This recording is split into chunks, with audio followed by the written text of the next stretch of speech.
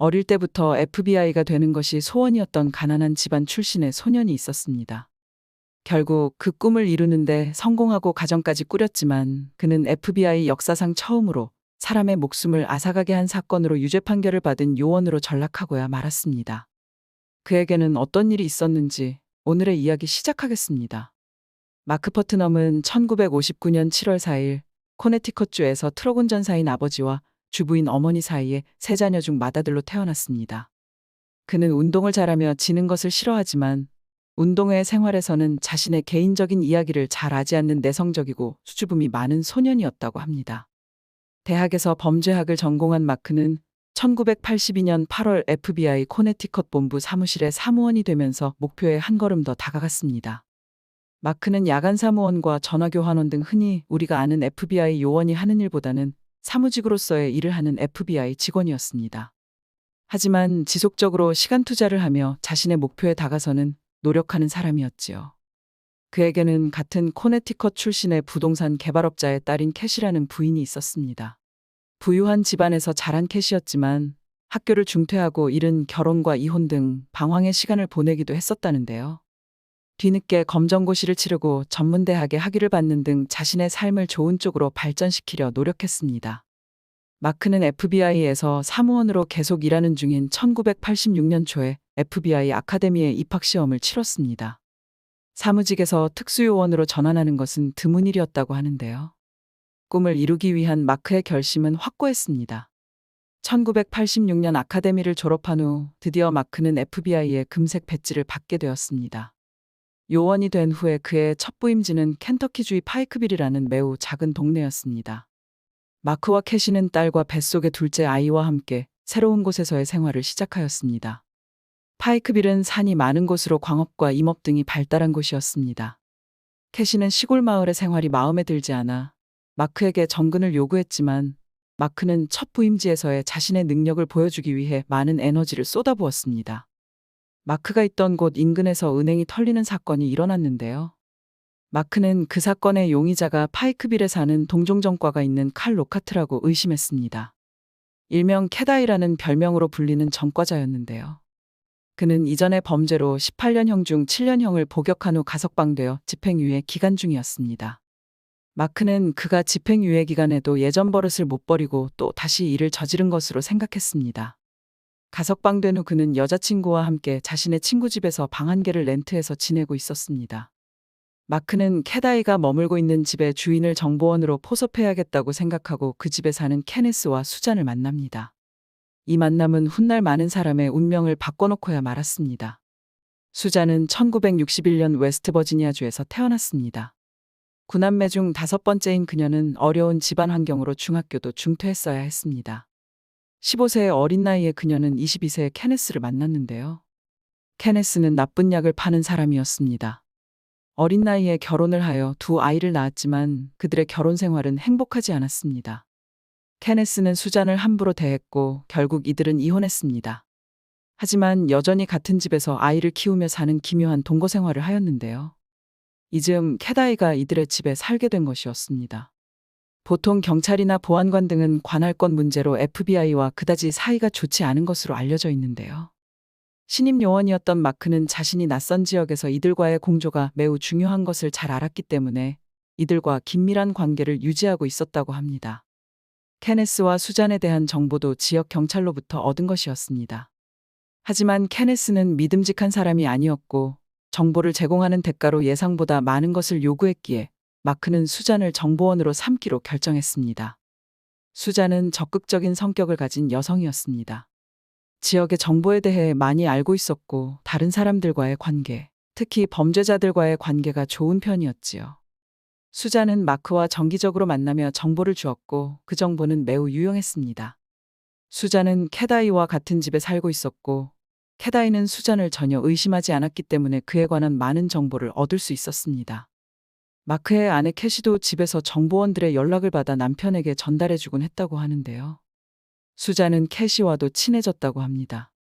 비슷한 또래였고 둘 다 아이의 엄마였기 때문에 그들은 개인적인 이야기도 나누는 사이가 되었지요. 마크는 수잔과 캐시가 어느 정도 거리를 두기 바랬지만 캐시와 수잔은 친해졌습니다. 캐시는 마크를 만나기 전 자기의 개인적인 아픔도 나눌 정도였습니다. 캐시는 마크를 만나기 전 원치 않았던 관계를 가졌던 피해자가 되었던 적이 있었습니다.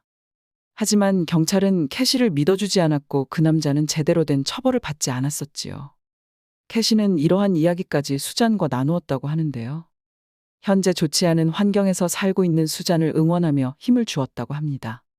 하지만 수잔은 캐시가 암울한 상황을 벗어날 수 있었던 것이 다시 공부를 시작하는 등의 노력 때문이 아니라 마크 때문이었다고 생각했던 것일까요? 사실 수잔은 처음 마크를 만났을 때부터 마크의 결혼 여부를 묻는 등 마크에게 적극적인 관심을 보였다고 합니다. 결혼을 했다고 하니 부인이 예쁘고 날씬한지 물어봤다고도 하고요. 수잔은 파크빌에서 외모로 자신감이 있었던 편입니다. 실제 날씬한 몸매와 예쁜 얼굴로 인기가 많았었다고 하고요. 어쩌면 캐시와 친해진 것이 마크에 대해 더 잘 알고 싶어 했던 수잔의 전략이었을 수도 있었습니다. 캐시도 꽤 아름다운 외모의 소유자였습니다. 수잔은 캐시의 헤어스타일을 하고 마크에게 나타난 적도 있었습니다. 도시에서 온 캐시에게 헤어스타일이나 메이크업 팁 같은 조언을 많이 받았다고 합니다. 수잔의 야망과 외로움에 대해 너무나 잘 알았던 캐시는 수잔을 이해했습니다. 캐시는 수잔이 마크에 대해 필요 이상의 감정을 가진 것 같다 생각하긴 했지만 일에 대한 마크의 열정과 성품을 알았기에 크게 걱정하지는 않았다고 합니다. 어느 날 캐다이의 물건 중 마스크와 사냥용 긴 도구를 발견한 수잔은 그 정보를 마크에게 주었습니다. 얼마 안 지나 캐다이는 은행을 털었고 FBI에 의해 체포되었습니다. 수잔은 사건에 기여한 공로로 약 5,000달러의 보상을 받았습니다. 이 사건이 마무리된 후 마크는 수잔과 거리를 두려 했습니다. 이제부터 마크 버전의 이야기만 들을 수 있음을 유념하여 들어주시면 감사하겠습니다. 수잔은 자신이 받은 보상금으로 마크에게 고가의 선물을 하기도 하고 돈의 일부를 돌려주었습니다.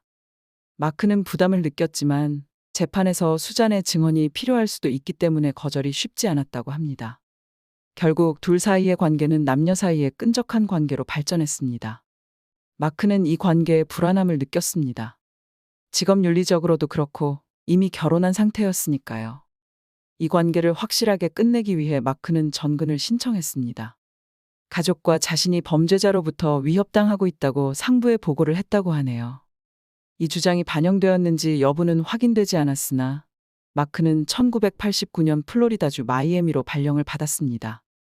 가족과 마이애미로 이주한 마크는 파크빌에서 마지막으로 맡았던 사건의 마무리를 위해 잠시 돌아왔는데요. 이때 수잔을 만났습니다. 1989년 6월 8일이었지요. 수잔은 자신이 마크의 아이를 임신했으며 양육비를 원한다고 이야기했습니다. 마크는 아이가 태어난 후 자신의 아이임이 확인된다면 자신이 그 아이를 입양하여 키우겠다고 이야기했고 이때부터 말다툼이 시작되었습니다. 말다툼 끝에 두 손으로 수잔의 목을 잡았고 결국 그렇게 수잔은 세상을 떠났습니다. 마크는 트렁크에 수잔을 실었고 산의 계곡에 수잔을 유기했습니다. 수잔의 여동생이 며칠 동안 언니와 연락이 되지 않자 경찰에 실종 신고를 했습니다. 실종 신고가 들어온 날짜는 10여일이 지난 후였지요. 처음에 경찰은 이혼했지만 같은 집에 살고 있던 전 남편 케네스와 주변의 다른 여러 전과자를 용의자로 보고 조사했습니다. 하지만 수잔이 사라졌던 날 마크가 파이크빌에 왔었다는 사실을 알게 되자 마크도 용의자로 떠올랐습니다. 마크는 거짓말 탐지기를 통과하지 못했습니다. 하지만 거짓말 탐지기는 법적 증거로 쓰일 수 없기 때문에 유죄의 확실한 증거로 이용할 수는 없었지요. 양심의 가책 때문인지 더는 피할 수 없다 생각했기 때문인지 결국 마크는 자신이 수잔을 해쳤음을 시인했습니다. 그리고 수잔이 있는 곳의 위치를 알려주었습니다. 사건 1년이 지난 시점이었지요. 유죄를 인정하고 수잔의 유해의 위치를 알려주는 협상을 하여 마크는 16년형을 선고받았습니다. FBI 요원이 사람을 해친 사건으로 처음 유죄를 받은 사건이었다고 합니다. 마크는 모범수로 16년 중 10년을 복역 후 2000년에 출소했습니다. 캐시는 아이들과 함께 마크가 복역하는 곳 근처에 이사까지 가며 그의 석방을 기다렸다고 하는데요. 마크의 석방 2년 전 장기부전으로 세상을 떠났다고 합니다. 마크 사건 이후 음주를 많이 했는데 그 때문인 것으로 보인다고 하네요. 앞서 말했듯 그날 사건을 잘 알고 있을 2명 중 1명은 사건에 대해 말을 할 수가 없습니다.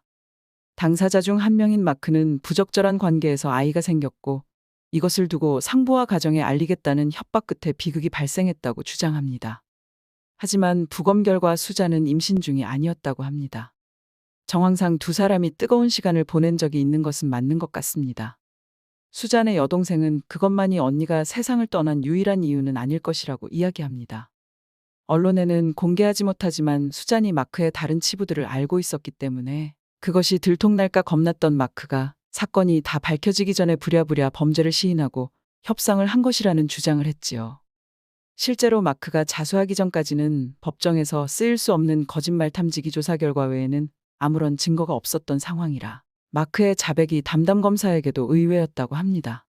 마크는 죄책감 때문에 어쩔 수 없었다고 이야기했다고는 하지만요. 여러 번 말했듯 수잔의 입장은 전혀 들을 수 없기 때문에 결국 이 이야기는 치정 때문인 것으로 마무리되었습니다. 2000년 가석방된 마크는 석방 후 재혼하였고 아이들과 함께 지내며 개인 트레이너로 살고 있다고 합니다. 오늘의 이야기는 1980년대의 한 시골 마을에서 FBI 요원과 미모의 정보원 사이에 있었던 비극적 사건에 대해 소개해드렸습니다. 오늘의 이야기가 흥미로우셨다면 구독과 좋아요, 알림 설정 부탁드립니다. 여러분의 관심이 영상 제작에 큰 도움이 되고 있습니다. 항상 감사합니다. 그럼 다음 사건으로 다시 인사드리겠습니다. 그때까지 모두 안녕히 계세요. 이상 해외 사건 스토리텔러 한나였습니다.